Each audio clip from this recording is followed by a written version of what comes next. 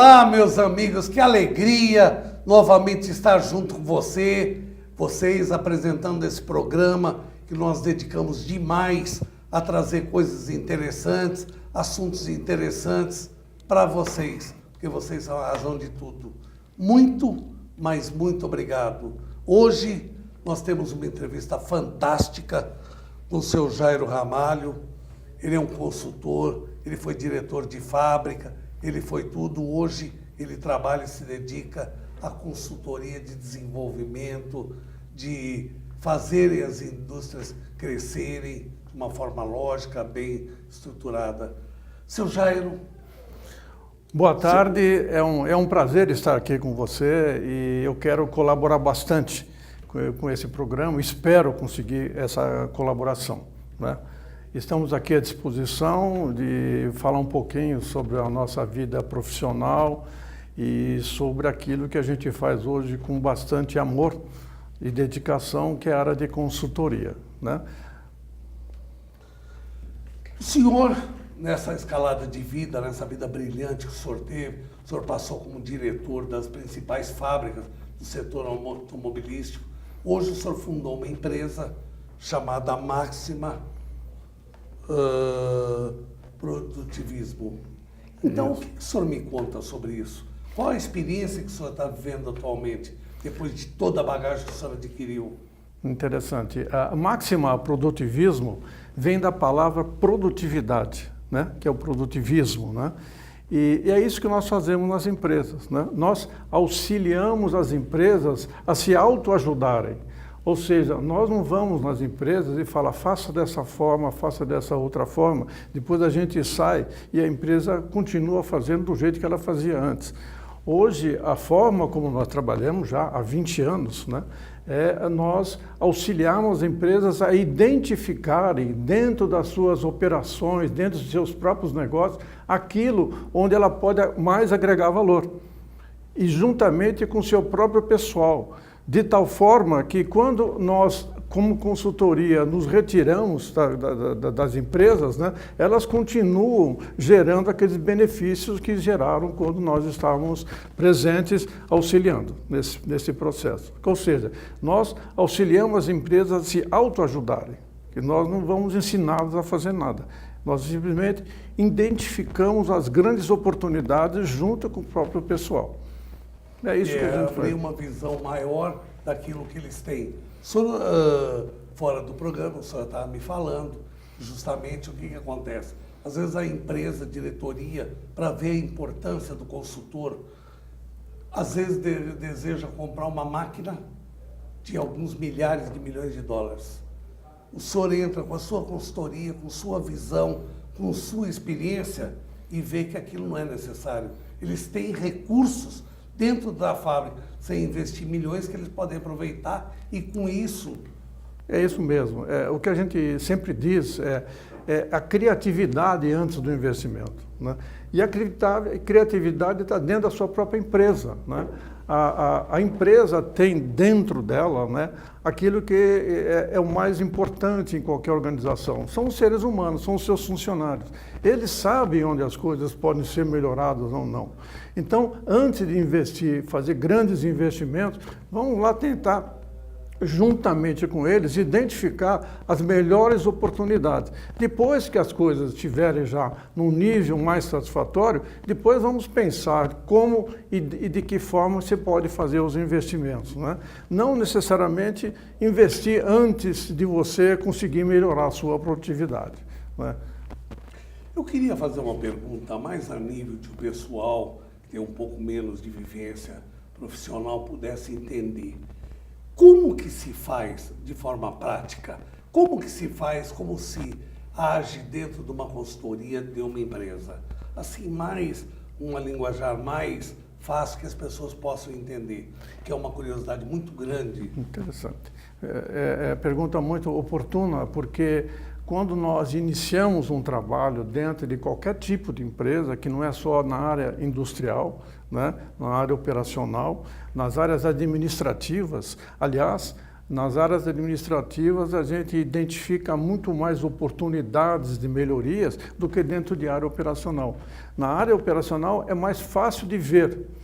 Na área administrativa, você não enxerga as coisas. Então, você precisa buscar mais as oportunidades. E elas existem, né? As pessoas que trabalham dentro de área administrativa nem sempre fazem as mesmas atividades da mesma forma. Ela faz de um jeito, depois o próximo processo pode fazer de forma diferente, né? E aqueles que trabalham junto, nem todos seguem a mesma coisa, ou seja, eles não têm padrão, não têm standard de trabalho. Então, uma das coisas que a gente tem que verificar é se existe um padrão de trabalho e outra coisa é se ele é obedecido. Se existir o padrão, e se ele for obedecido, então a gente consegue identificar as oportunidades de melhoria. Quando não existem esses padrões, nós temos que criar o padrão.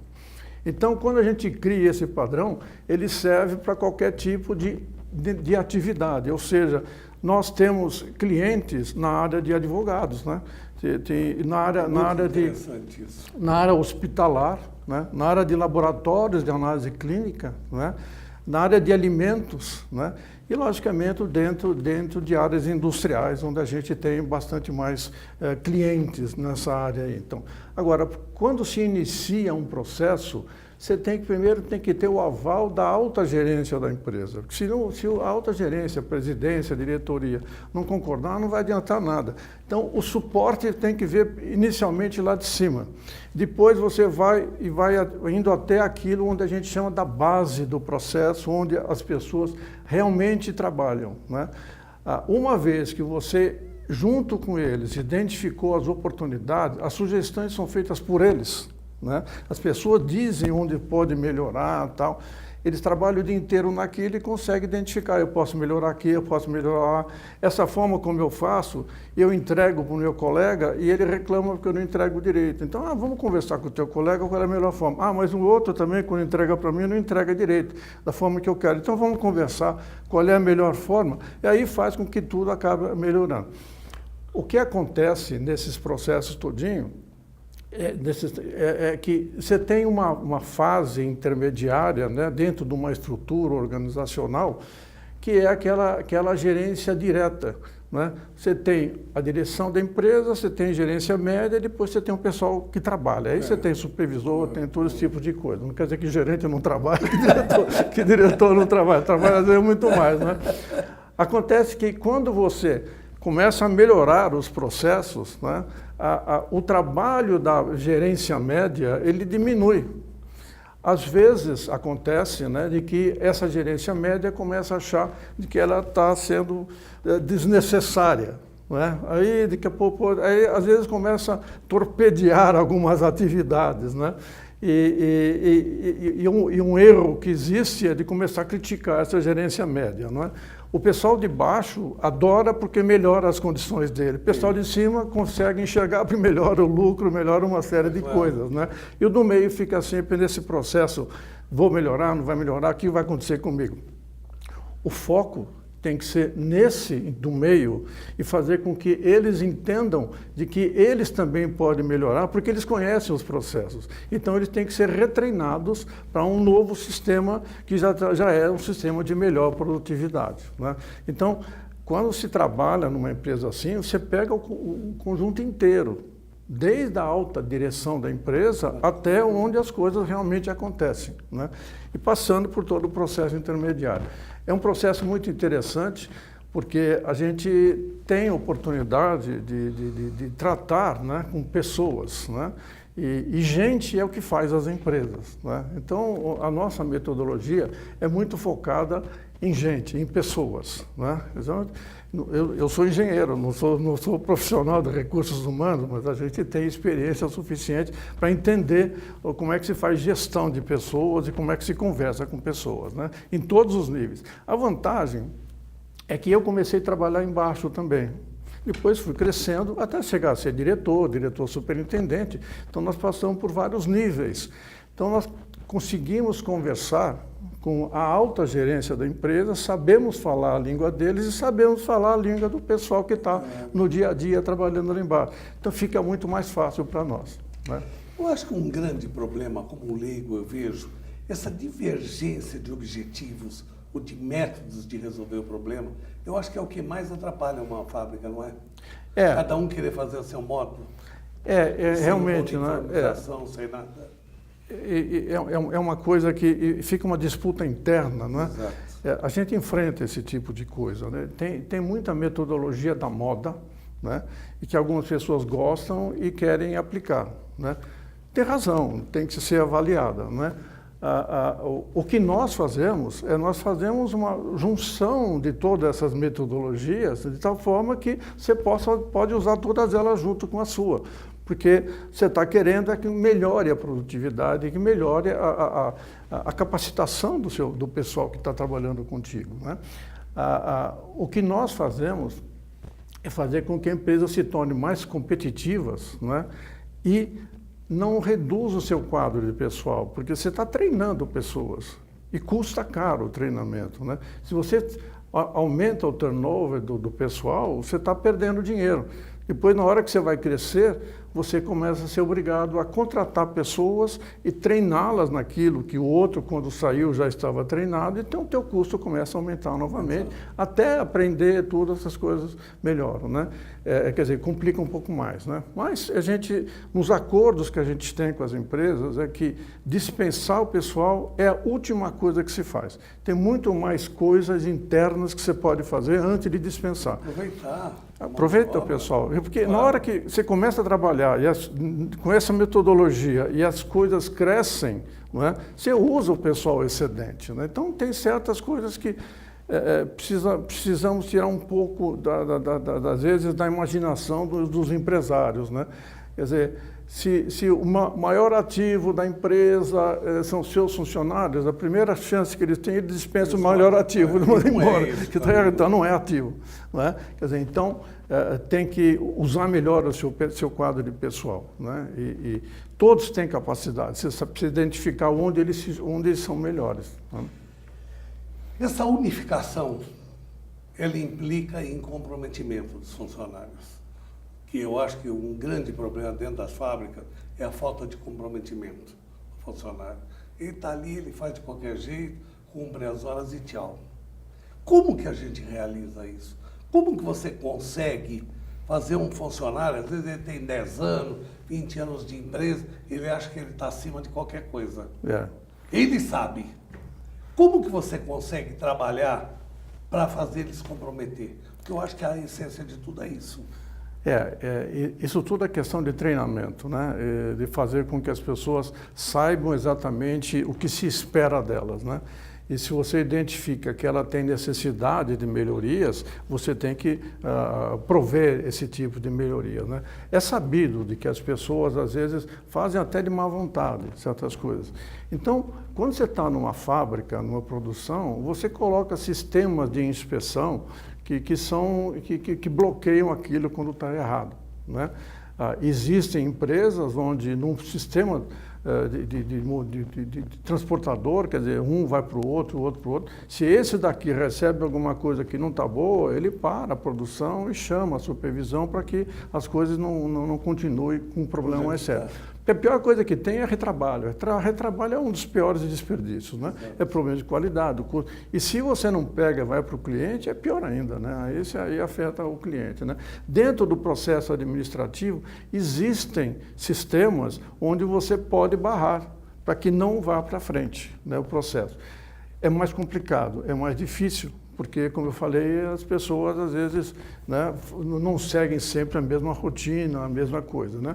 Mas dá para fazer, a gente tem feito esse tipo de coisa.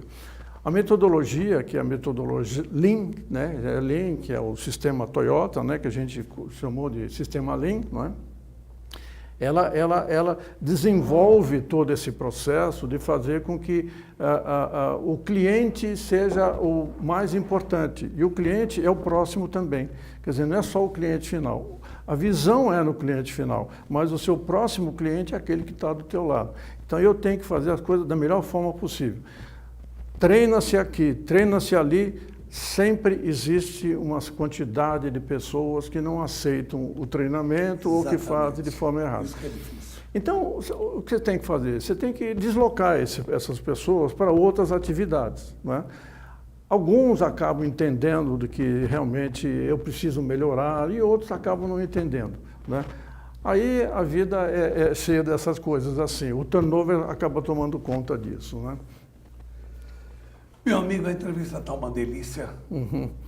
Você está de parabéns. Nós vamos fazer um pequeno break. Ok. De rápido. Gente, é VaptVupt. Valeu, muito obrigado.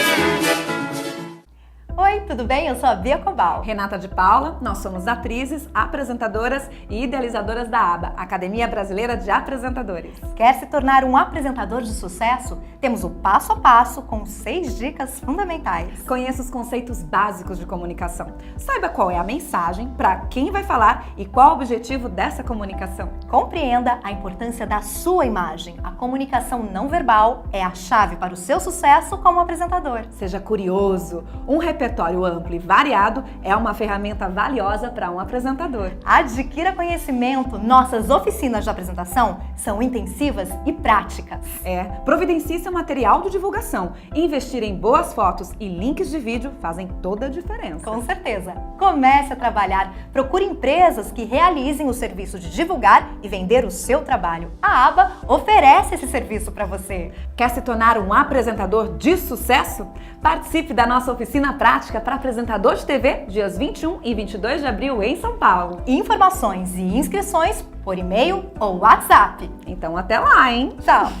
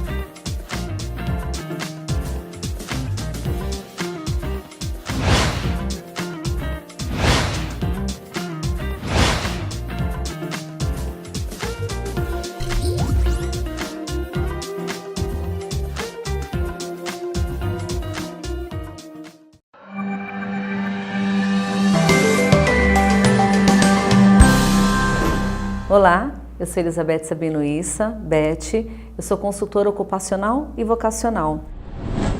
E hoje eu trago uma dica para que você tenha sua recolocação profissional com mais agilidade e mais sucesso. Busque sempre estar atualizado. Melhore o seu currículo através de cursos de especialização na sua área, aquilo que você gosta de fazer dentro da sua área, talvez até aquele curso de especialização que você sempre sonhou. Dessa forma, além do seu currículo chamar a atenção perante aos outros, na sua entrevista você vai estar mais autoconfiante. Um abraço.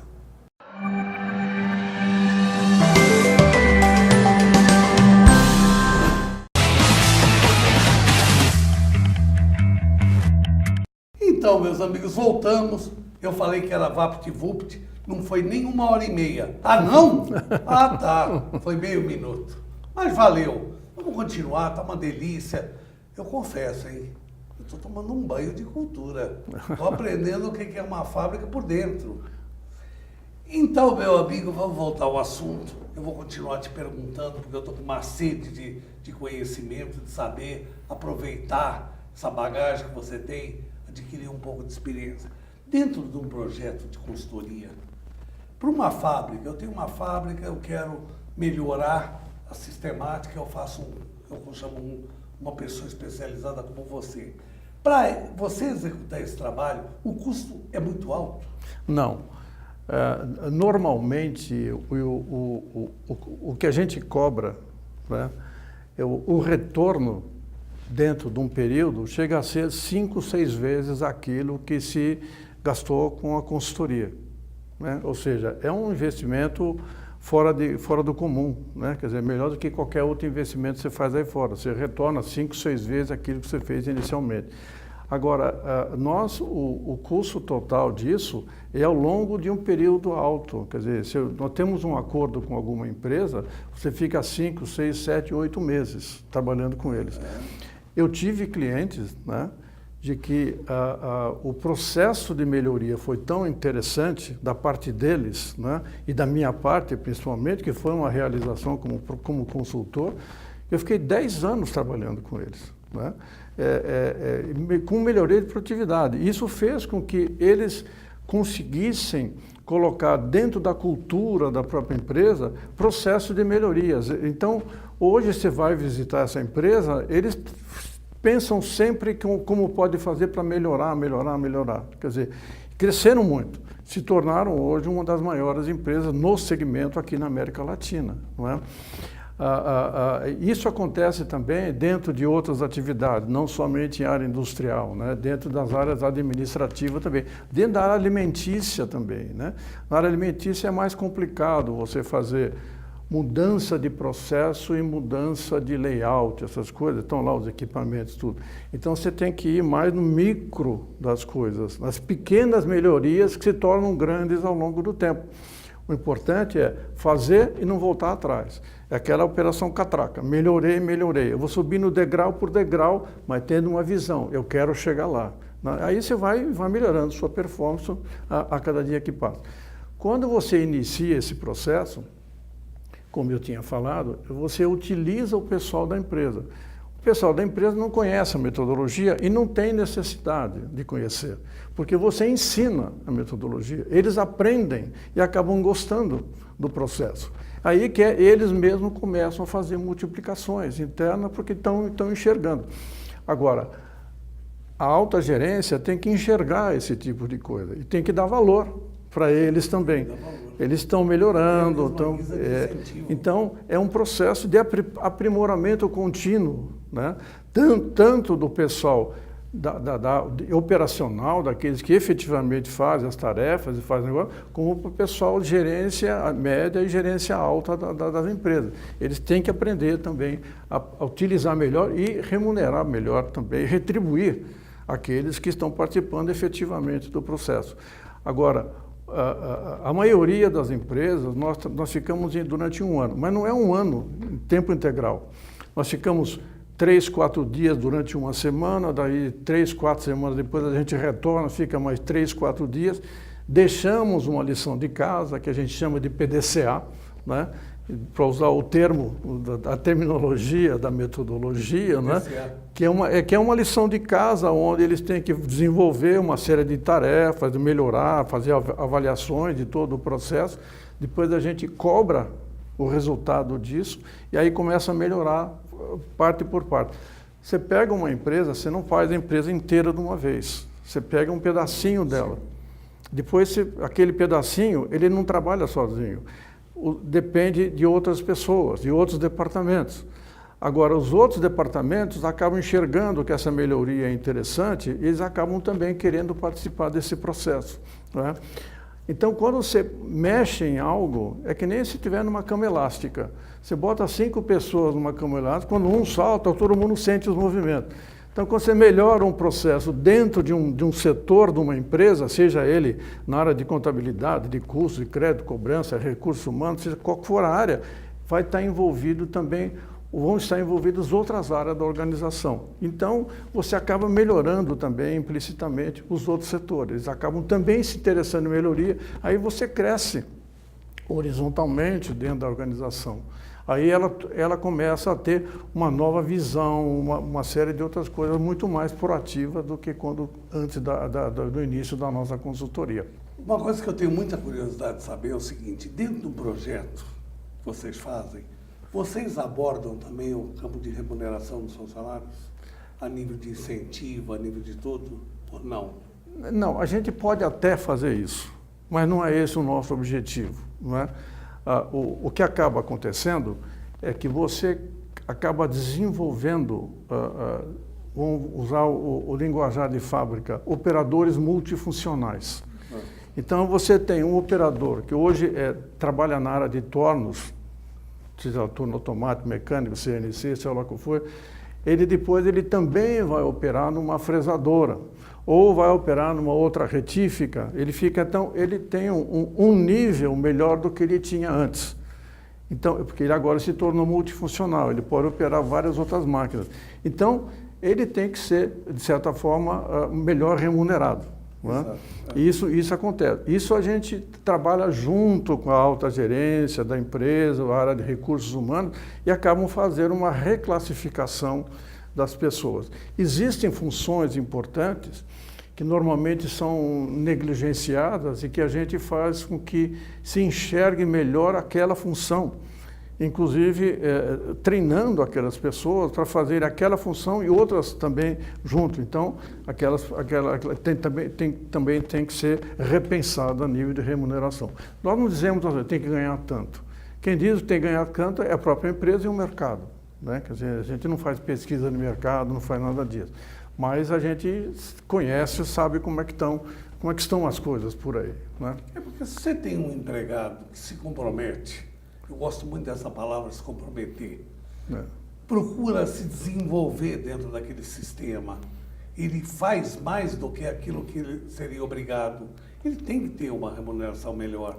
Sem dúvida. dúvida. Ele vai desanimar. Sem dúvida. Ele não vai. Eu tenho tido gratas oportunidades de conhecer em algumas empresas aí pessoas que são operadores, tanto em área administrativa, que estão fazendo curso superior. São pessoas que estão pensando nela e no futuro dela.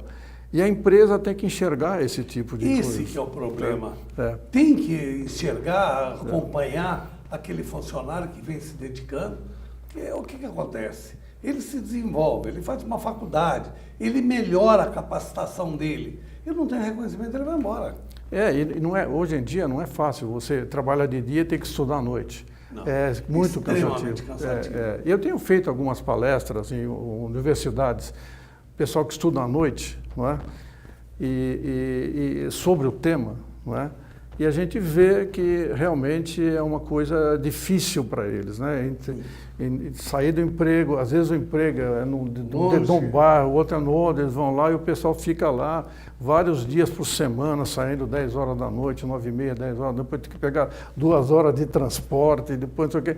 É difícil, mas tem que ser reconhecido, né? Quer dizer, eu enxergo muito que esse fato desse pessoal que gosta de se aprimorar a nível profissional, a nível de escolaridade também. Tem que dar oportunidade para eles, né? Tem muita gente boa aí. De uma ascensão, um cargo melhor, de uma maior remuneração.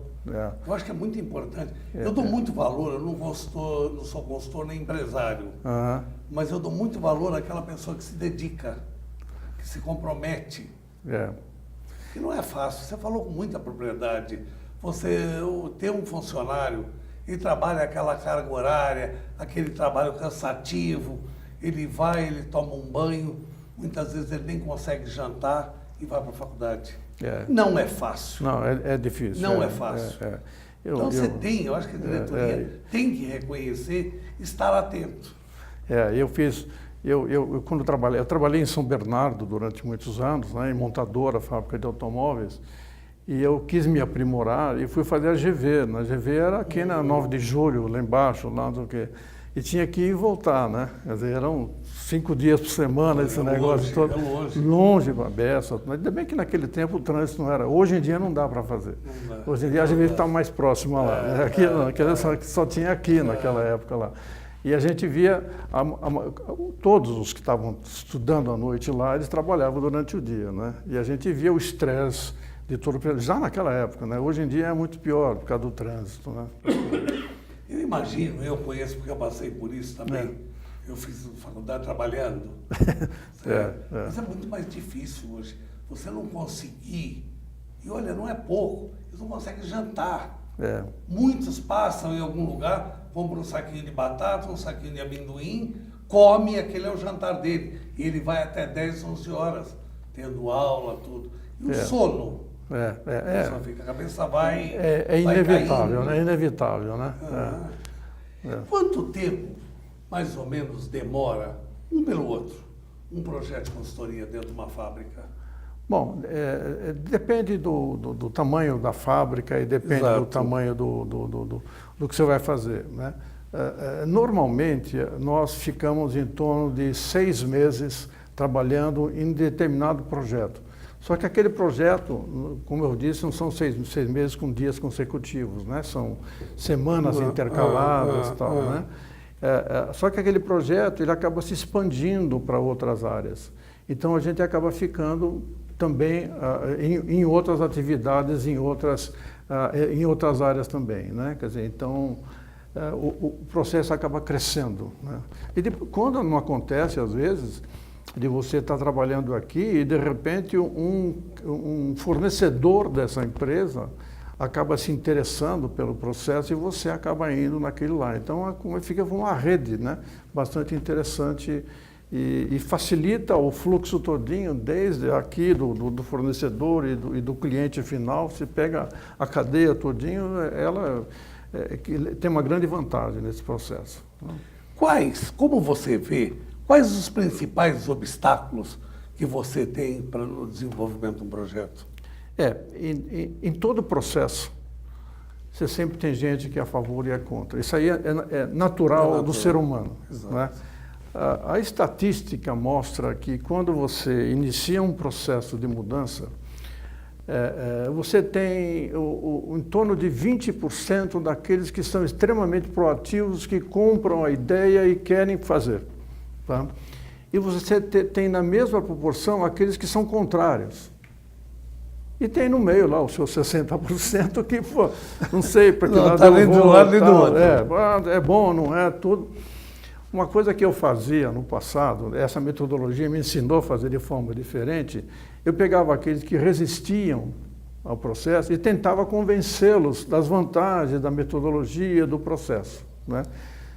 Um dia, o grupo onde eu trabalhava com os japoneses, ele falou, está errado. Você tem que enaltecer o trabalho daqueles que são favoráveis ao processo, né? Então, incentiva, e aí o resultado acaba aparecendo, e aqueles que são no meio, que acabam vindo para o seu lado, né? E às vezes aqueles que estão contrários, às vezes eles são contrários porque não entenderam, não, isso aqui é contra, sou contra por princípio, essas coisas assim.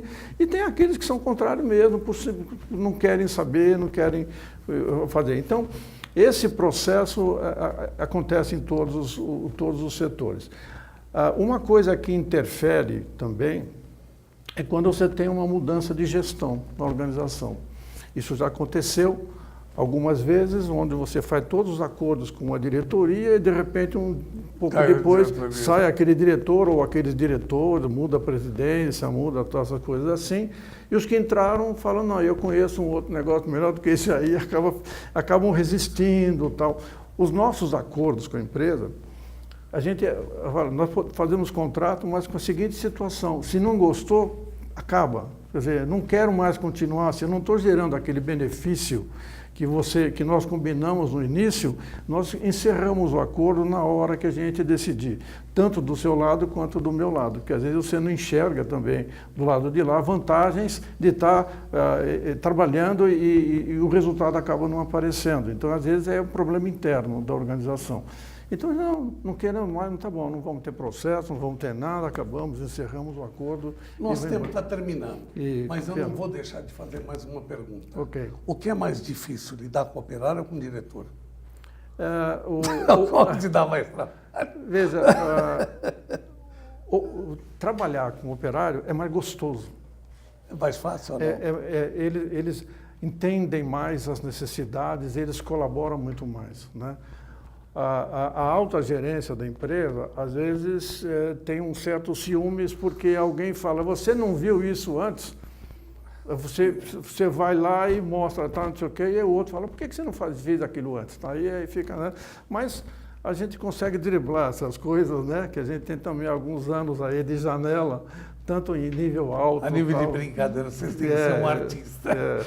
A gente... Meu amigo Jairo, nós chegamos ao fim. A televisão, o tempo é implacável, não basta você querer. Se você falar muito, eles te cortam, porque tem o tempo. Eu queria que você encerrasse, você falasse alguma coisa que você queira para o pessoal. Eu acho que a tua entrevista foi maravilhosa. Em nome da BCC, em nome do Bernardo, que apresenta esse programa, muito obrigado. Tá. Dá rápidas pinceladas, porque você quer que o público saiba, se você achar que deve deixar seu telefone, seu e-mail para eventual contato. Ok, bom, primeira coisa, quem tem que agradecer sou eu pela oportunidade, não é? Eu gosto muito de falar sobre o tema porque ele é apaixonante, não é? Muito. A gente, aqueles que quiserem nos contactar, podem entrar em contato contigo, né? Ou então acessar o meu próprio e-mail, que é jramalho, tudo junto, @maximapro, maximapro, tudo junto, .com.br, tá? E nós vamos estar à disposição e queremos auxiliar as empresas a se ajudarem. Gente, nós tivemos a oportunidade hoje de escutar e aprender com um dos maiores consultores que eu já conheci na minha vida. Naquela palavra mais popular, o homem é fera, sabe o que fala e quando fala, fala com propriedade. Muito obrigado, meu amigo Jairo. Muito obrigado a vocês que nos assistem, que nos dá essa preferência, que nos concede uma audiência impressionante. Muito obrigado. A coisa acabou, nós estamos indo embora, mas antes de ir embora eu queria beijo para vocês.